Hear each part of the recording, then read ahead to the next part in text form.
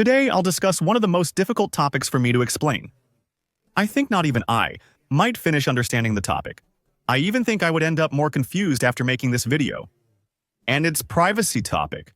Because if there's something that is really hard to understand and to adapt in all what is the Japanese culture, are the privacy boundaries. To begin with, among the things I hate most about Japan, I've already mentioned, among them, the topic of extreme privacy and what Honne and Tatemae are. Honne is a person's real thoughts, their honest feelings. And Tatemae is the face that someone shows in a public way. The correct one, the one that others want to hear, and the false one, the mask.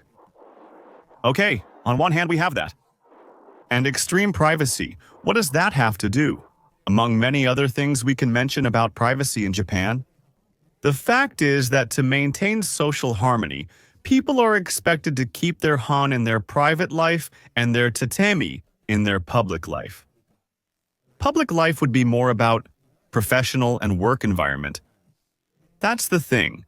Japanese people separate a lot what is private life and the public life or work life, and they do it in an almost extreme way. And well, I've often talked about the lack of communication, about the communication problems in Japanese people. It actually comes from the issue of Honne and Tatemae, the split between private and public, which causes a lack of communication. Communication problems between people, where you don't know if you can be Honne or if you have to be Tatemae in the situation. And therefore, if you keep Tatemae, which is the mask side, it's going to be the fake side, not the sincere side. And when it's not the sincere side, there is a communication problem, and that's very typical in Japanese people. And this is about respecting privacy and keeping a certain distance from others. Why privacy if it's just communication? Because you're precisely respecting people's private thoughts. Let's see if it's clear where this whole conversation is going to, which will be all a mess. But there's a moment which Japanese people use to be a little bit more honey, kind of mixing what is private life and public life, which are the Nomikai. The thing about going out for drinks in work environments.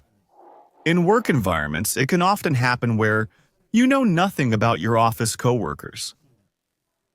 You barely know if they're married, if they have kids, really basic things, but aside of that, you don't really know what they do on their free time. Now, when the company sometimes organizes outings to go for drinks, people start drinking alcohol. And when they start drinking alcohol and they're outside the office, they can loosen up a bit more. That's why many times some companies think that the whole thing about Nomikai and going out drinking is very important because people can communicate better there. What they call it, nomunication, which is nomu, from drinking, and nication from communication, meaning communication over drinks. And, in fact, there are people, bosses, who think it is super important because it's the way to get along better with people at work by drinking alcohol. And that's when people can, let's say, loosen up a little more and talk a bit more about their private lives. But sometimes you can't ask too much either, because nowadays a lot of things are considered harassment, right? Like harassment, asking too many questions. That's why you always have to be discreet and at the same time relaxed, and there is where the balance is hard to find. On the other hand, we have the lack of eye contact in Japanese people, which is to avoid invading the private space, the personal space of many people. For example, salespeople, when they are attending clients, for example, let's say the camera is the customer's face and I am the salesperson, many salespeople, instead of standing right in front, they stand to the side so they don't look at the customer too much, so the customer doesn't feel too intruded, observed, and with their ear pointed toward the customer.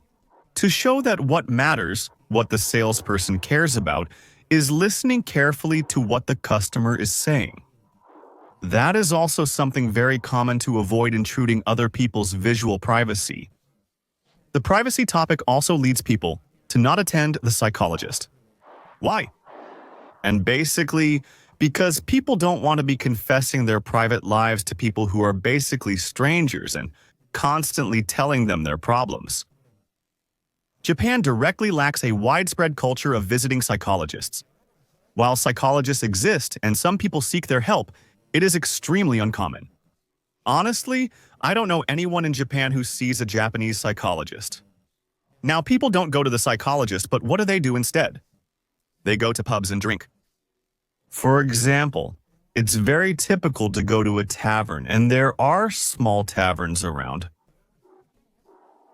And when people go to these taverns, to these places around, they have no problem talking to strangers and telling their personal problems to strangers.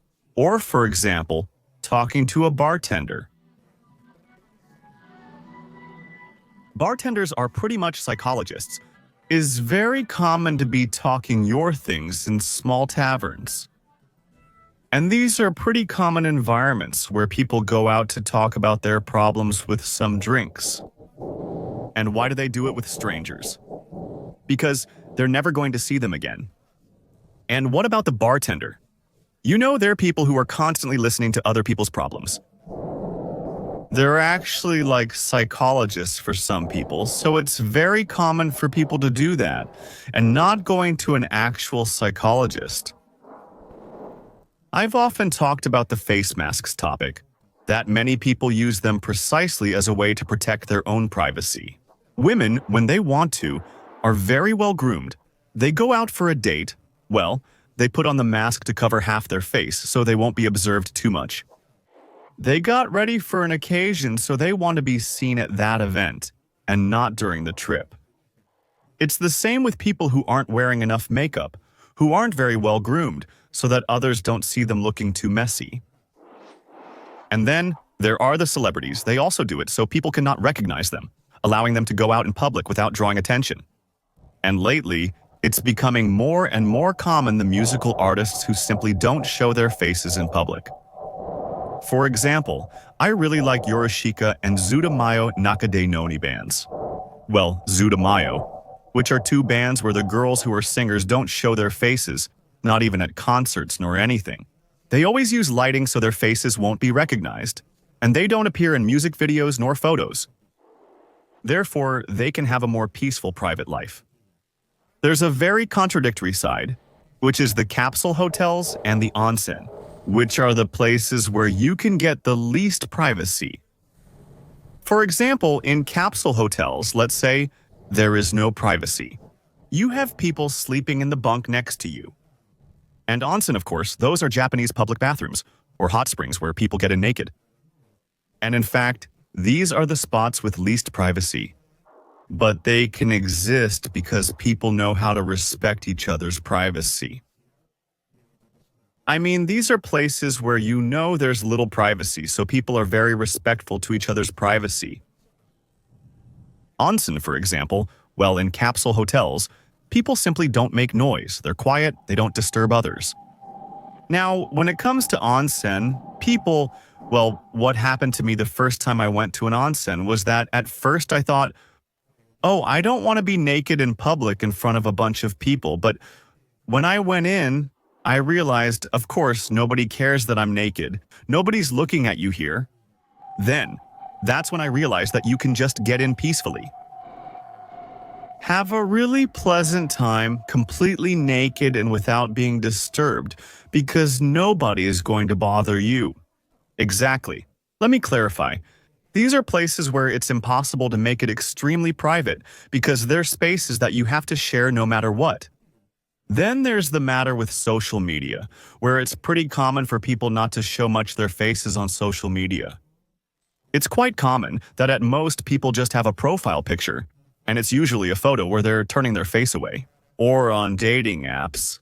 Sometimes it's because they don't want to be recognized by people from their workplace.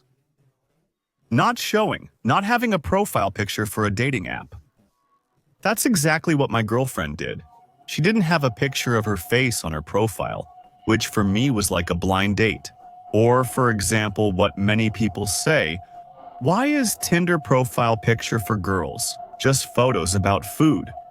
Of course, it's to show something other than their face, because it's mandatory to upload something. And sometimes the food they eat can represent a bit of that person's tastes. And of course, it's something quite strange about Japan and their privacy. Then, something, for example, that in other countries would be unacceptable or even not allowed in some European countries, as far as I know, are these coffee restaurants in which the counter bar faces directly towards the wall. Because, of course, that is not acceptable in other countries because that isolates people, and it is psychologically harmful. A person that enters a coffee shop sit down and face the wall, which is less than a meter away. But in Japan, on the other hand, that's, let's say, okay, because it gives people more privacy of not having another unknown customer facing you directly. It's also a matter of space because some coffee shops and restaurants have limited space. It's like the best way to make use of space to have your body in the aisle and the counter table against the wall. Then, there is people, and it's not about not having anybody to share moments with, but is about preferring to have solo activities because that is a whole other thing. There are many Japanese people who prefer to have solo and individual private activities. Why? Because there are people who, for example, have to work constantly, communicating with people, with clients. These people have to use their language very careful all day long. And that, of course, is very stressful, because all the time they have to maintain an extreme tatemae to behave properly with clients, in the work environment. And, of course, in the moment of their private life, they just don't want to be with anyone, not even with a friend or anything, because they just want to enjoy being in peace, alone, by themselves. And speaking of being alone, I recently went to a ramen place named Ichiran. The characteristic of this ramen place is that people can eat in a way that gives them a bit more privacy. There's not even any eye contact with the staff. There are a lot of things the staff asks you, but here, you don't have to say it with words. Instead, you choose everything through the paper. With garlic, without garlic.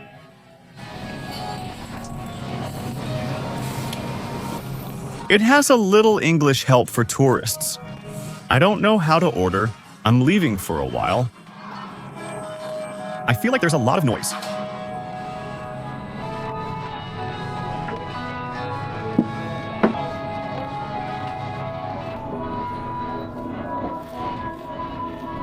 Well, there sometimes are coffee shops that have small cubicles. Or, for example, there are yakiniku places. It's like grilled food, places where you eat in single-person booths to cook your own meat at the table. Does it make sense? Outside of Japan, going out to eat, especially something like barbecue, is an activity you do with company, obviously, but no. In Japan, there are many situations where people want to do it alone, in private, or people who like to go camping by themselves as well. Because doing activities alone goes in hand with what is basically extreme privacy. Then, on the other hand, we also have what is the privacy from neighbors. The fact is that at least in Tokyo and the surrounding areas, people don't communicate with their neighbors. Why? Because the home is the greatest private refuge that any person can have. Many people may have one face at work, but in their private life, at home, they can show a completely different side. And that's why many people simply don't communicate or talk with their neighbors. Because they don't want to get involved in a more private way with other person, right? And well, especially when they're, for example, single apartments. Very small apartments where there aren't families. When they're families, people tend to socialize a bit more, especially housewives who socialize a bit more. It's nothing strange. For example, time ago, until the 80s maybe, gossip magazines, for example, used to publish celebrities' addresses. I mean, nowadays it's something totally unthinkable, but before it was something that happened. And, of course, when problems like these arise, that level of privacy invasion, more laws and rules began to appear to protect people's privacy. what is called Kojin Joho. Kojin Joho means the privacy status. And the thing is that it already reached a bit of an extreme point, because just as I made a previous video about Japanese people who disappear without a trace, the fact is that in Japan, people can disappear quite easily because laws protect people's privacy. And no matter how close you are to someone, you can't look for them. You can't go to the police to look for a person who disappeared intentionally. I also mentioned at the start of the video that it was one of the things I disliked the most about Japan. Because the issue of privacy sometimes gets to a pretty annoying point, especially if you work as a YouTuber like me. You see, for example, on television, there are a lot of shows where, for example, police situations where you hear the voices distorted and everything else, literally everything. 100% of what you see is blurred images. I mean, shadows moving with blurred voices. For example, I don't know, cases where they trapped a criminal or something like that. But to protect the person's privacy and not show the neighborhood, you have to blur everything.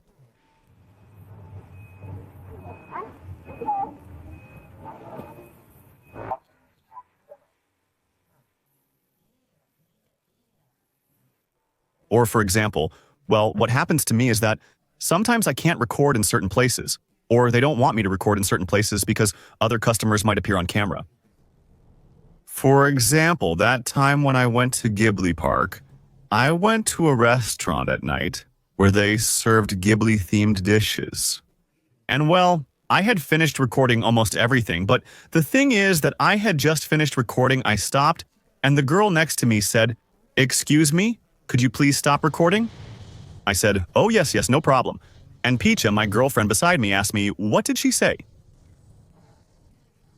She said, "No, she doesn't want you to record." Chew, do you want me to tell her something? Because, like, why? I mean, with what right? I told her, we don't have store permit to record, so why are we going to cause trouble? Although, we are already done eating. But yeah, I mean, why the hell do you care? What? I mean, why do you think your face is so important? So it can be seen? Oh, because your face is going to be on YouTube. It's going to show up somewhere. I stole your soul. Being afraid that people will talk about your face when I'm talking about the food. It's extremely annoying how seriously people take privacy here, which on one hand, it's good to respect people's privacy. But the fact that you can't record freely sometimes is a bit annoying. I mean, for example, I've already got used to recording on the street and nothing really happens. It's very rare for someone to say something, but in private places like restaurants and such. And it already happened to me once, or got told in restaurants. I can't ask for permission to record in restaurants because they keep giving you the runaround. They give you the runaround, they don't let you, they check you a lot. For example, in the ramen tour, which I did at multiple ramen restaurants near my neighborhood. I didn't ask for permission anywhere. I did everything kind of quietly, undercovered. Because asking for permission in each of the places was going to be a mess. It was going to be a hassle not to show other customers. Because they say you can't show other customers, or they want to check first who you are, or they tell you they're going to check and to come back another day to record, not today. The security cameras. The security cameras are pretty much useless. You can only access them in extreme cases, when the police absolutely needs access to the cameras to solve a case. By the way, here we have the far right, which will probably give some words or something. Better leave. Well, thankfully they are not saying anything, because sometimes they might tell you something. HT ones in the far right, like, don't record. Well, the thing is that many times it can happen that maybe they steal something from you. You request the staff to review the security camera's footage, but they refuse because of privacy protection of people, and you cannot be watching anybody. It doesn't make sense. Seriously, a lot of times security cameras are useless. At least not to protect people over trivial things, but only in really serious cases. And usually, if a security camera actually gets checked, it's so important to the point where it appears in the news. I think if it doesn't appear in the news, that means that security cameras were never checked. In conclusion, Japanese people really respect people's personal privacy, but sometimes it gets to a pretty ridiculous extreme, which, at least for me, is really frustrating. That's what it is. I hope you understood the main points about privacy in Japan from all this. But oh well, I hope you learned something new. See you next time. Greetings to you, your family, your pet, and your annoying neighbor. Bye.